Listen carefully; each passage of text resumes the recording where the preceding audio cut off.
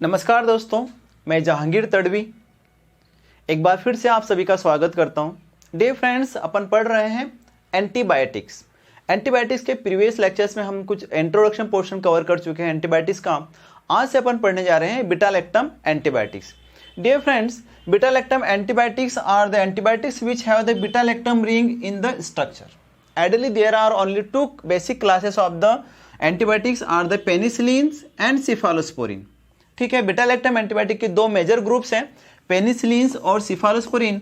बाद में इसके अंदर एडिशन हुआ है मोनोबैक्टम्स एंड कार्बापेनम्स का। जब हम इनका केमिकल स्ट्रक्चर देखते हैं तो इसके अंदर होती है बीटा-लैक्टम रिंग, इसलिए हम इस एंटीबायोटिक को बोलते हैं बीटा-लैक्टम एंटीबायोटिक। जैसे कि ये एग्जाम्पल है पेनिसिलिन, ठीक है, जिसके अंदर ये वाला जो रिंग है डिफरेंट, ये है बीटा-लैक्टम रिंग। ओके, पेनिसिलिन के अंदर ये बीटा-लैक्टम रिंग है। सिफालोस्पोरिन की जब हम एंटीबायोटिक की स्टडी करते हैं उसमें भी बीटा-लैक्टम रिंग होती है। एज वेल डियर फ्रेंड्स, जो मोनोबैक्टम से कार्बापेनम से इनके स्ट्रक्चर के अंदर भी क्या होती है, बीटा-लैक्टम रिंग होती है, इसलिए इनको बोला जाता है बीटा-लैक्टम एंटीबायोटिक्स। आज का जो मेरा लेक्चर है डियर फ्रेंड्स, वो आइडियली है mechanism of action of beta-lactam antibiotics. It means कि किस टाइप से जो होता है तो बीटा-लैक्टम एंटीबायोटिक्स बैक्टीरिया को किल करती है। तो let's start to learn the mechanism of action of the beta lactam antibiotics. Beta lactam antibiotics interfere with the synthesis of bacterial cell wall. तो सबसे पहले हम ये देखते हैं कि जो बीटा-लैक्टम एंटीबायोटिक्स हैं, पेनिसिलिन, सिफालोस्पोरिन, जो आइडियली क्या करती है, जो भी बैक्टीरिया है उसकी सेल वॉल सिंथेसिस को इनहिबिट करती है या फिर उसकी सेल वॉल सिंथेसिस को इंटरफेयर करती है। ठीक है, देखते हैं कि किस टाइप से वो बैक्टीरिया की सेल वॉल सिंथेसिस को इनहिबिट किया फिर उसको इंटरफेयर करके बैक्टीरिया की लाइसिस करवाती, मींस बैक्टीरिया को किल करती है एंटीबायोटिक्स। तो देखते हैं फ्रेंड्स, सबसे पहले हमें ये पता है कि जो bacterial cell wall is made up by the peptidoglycan. It means कि बैक्टीरिया की जो सेल वॉल है वो पेप्टाइडोग्लाइकन की मिलकर बनी होती है। Okay, bacteria synthesize UDP N acetyl muramic acid pentapeptide and UDP N acetyl glucosamine. अब ये जो पेप्टाइडोग्लाइकन सेल वॉल सिंथेसिस करता है ना बैक्टीरिया, तो उसके पहले क्या होता है कि इसके दो बेसिक रेसिड्यूज है पेप्टाइडोग्लाइकन के, UDP N acetyl muramic acid pentapeptide and UDP N acetyl glucosamine, जिसको बैक्टीरिया खुद ही सिंथेसाइज करता है डियर फ्रेंड्स। अब नेक्स्ट स्टेप में क्या होता है, ये दोनों भी रेसिड्यूज जो है वो क्या होते हैं, that are the link together to form the long straight chain and UDP is split off. अब क्या होता है, ये जो UDP N acetyl muramic acid, UDP N acetyl glucosamine, ये दोनों एक दूसरे से लिंक हो जाते हैं, जुड़ जाते हैं, और इनका जो यूडीपी होता है ये स्प्लिट ऑफ हो जाता है। इट मीन्स कि लॉन्ग चेन बन जाती है इन रेसिड्यूज की, बहुत सारी लॉन्ग चेन बन जाती है। उसके बाद में नेक्स्ट स्टेप है dear friend, cleavage of the terminal D alanine of the peptide chain by the ट्रांसपेप्टाइडेज।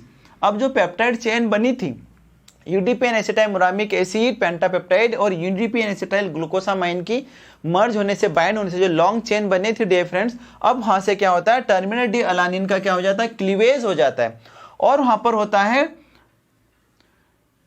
Dear friends में उस पेप्टाइड चेन्स के अंदर हो जाता है लिंकेज, जिसको हम बोलते हैं क्रॉस लिंकेज। और ये क्रॉस लिंकेज करने के लिए एक एंजाइम की रिक्वायरमेंट होती है, उस एंजाइम का नाम है डियर फ्रेंड्स ट्रांसपेप्टाइडेज एंजाइम। ये जो ट्रांसपेप्टाइडेज एंजाइम क्या करता है, टर्मिनल डी अलानिन का क्लीवेज भी कराता है, और वो जो लॉन्ग चेन है उनके बीच में क्या कर देता है, उनके बीच में करता है क्रॉस लिंकेज। अब जैसे क्रॉस लिंकेज हो जाता है तो बैक्टीरिया की सेल वॉल को क्या होता है, रिजिडिटी और स्टेबिलिटी मिलती है dear friends, due to the cross linkage of this long straight chain. ठीक है, अब जो लॉन्ग स्ट्रेच चेन है उसके जैसे क्रॉस लिंकेज करवाता है ट्रांसपेप्टाइडेज एंजाइम, तो उसको स्टेबिलिटी रिजिडिटी मिलती है और बैक्टीरिया की सेल बहुत अच्छी सिंथेसाइज होती है और बैक्टीरिया बहुत इजीली सर्वाइव करता है। अब देखते हैं कि इस नेचुरल प्रोसेस के अंदर हमारी जो एंटीबायोटिक है बीटा-लैक्टम एंटीबायोटिक, वो किस टाइप से इंटरफेयर करती है। अब dear friends, when the susceptible bacteria divide in presence of the beta lactam antibiotics, beta lactam antibiotic inhibit the transpeptidase so that cross linking does not take place. It means कि जब कभी भी कोई बैक्टीरिया जो कि बीटा-लैक्टम एंटीबायोटिक के लिए susceptible है, मीन सेंसिटिव है, बीटा-लैक्टम एंटीबायोटिक की प्रेजेंस में डिवाइड होने की कोशिश करता है, मल्टीप्लिकेशन करता है, इन्फेक्शन को फैलने की कोशिश करता है, तो उस केस में क्या करता है, बीटा-लैक्टम एंटीबायोटिक्स ट्रांसपेप्टाइडेज एंजाइम को डियर फ्रेंड्स इनहिबिट कर देगी। ठीक है, जैसे ट्रांसपेप्टाइडेज एंजाइम इनहिबिट हो जाएगा, ठीक है, तो cross linkage does not take place, means cross linkage नहीं हो पाएगा। ठीक है, अब क्रॉस लिंकेज नहीं हो पाएगा तो जो नया फॉर्म बनेगा बैक्टीरिया, क्योंकि बैक्टीरिया डिवाइड हो रहा था, जो नया फॉर्म बनेगा तो इस केस में जो नया फॉर्म बनता है वो बनता है cell wall deficient form, means CWD form produce होता है डियर फ्रेंड्स। अब ये जो CWD फॉर्म है डियर फ्रेंड्स, ये स्वेल हो जाता है। स्वेल होने का रीजन ये होता है कि जो एंटीरियर एटमॉस्फेयर है, ठीक है, बैक्टीरियम के, वो कैसा होता है, हाइपर ऑस्मोटिक होता है।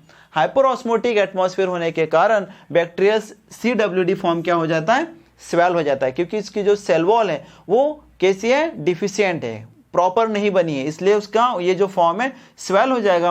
और स्वेल होने के बाद में बैक्टीरिया की सेल बस्ट हो जाएगी और इसी को बोला जाता है बैक्टीरियल लाइसिस।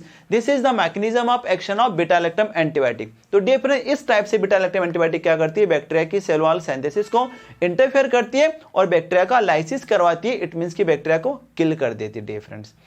तो डियर फ्रेंड्स, आई होप कि आपको समझ में आया होगा। आपसे मेरी रिक्वेस्ट है, प्लीज लाइक कीजिए, शेयर कीजिए डियर फ्रेंड्स मेरे चैनल को, और सब्सक्राइब भी कीजिए, और आने वाले हर